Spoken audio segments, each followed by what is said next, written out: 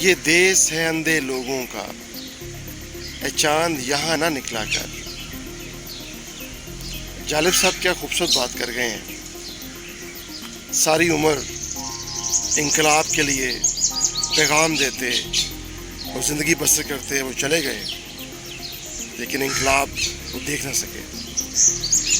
انقلاب کے لیے کسی سماج میں جن عوامل کی ضرورت ہوتی ہے وہ ہمارے یہاں نہیں ہے۔ کسی سماج میں انقلاب کے لیے سب سے پہلی چیز جو ہے وہ حمیت ہے، جس کا علامہ صاحب نے بھی ذکر کیا ہے کہ حمیت جس کا نام تھا گئی تیمور کے گھر سے۔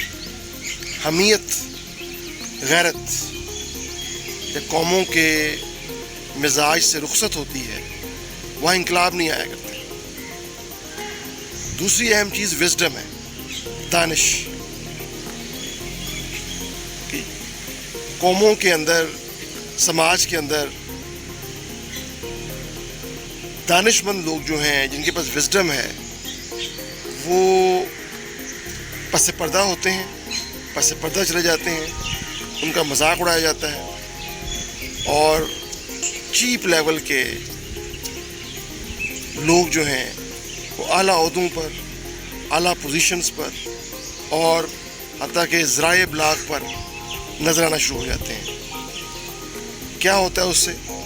لوگوں کا ذہن بنتا ہے، لوگوں کی سوچ، پرسیپشن کو بنایا جاتا ہے، اور اگر اس میں حمیت ہی نہ ہو، وزڈم ہی نہ ہو، تو ایسے لوگوں کو، ایسے سماج کو بڑی آسانی کے ساتھ ہانک لیا جاتا ہے۔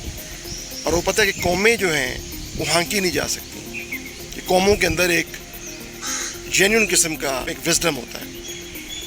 جب وزڈم نہیں ہوگا تو obvious ہے کہ وہ سماج وہ تیزی سے تنزلی کی طرف جائے گا، کیونکہ وہ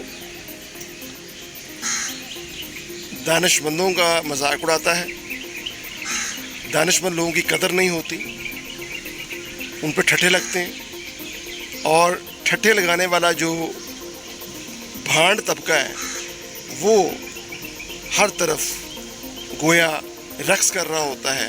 تو ایسا سماج بھی رقص کرتا کرتا تاریخ کے اوراق میں گم ہو جاتا ہے، تاکہ اندھیروں میں ڈوب جایا کرتا ہے۔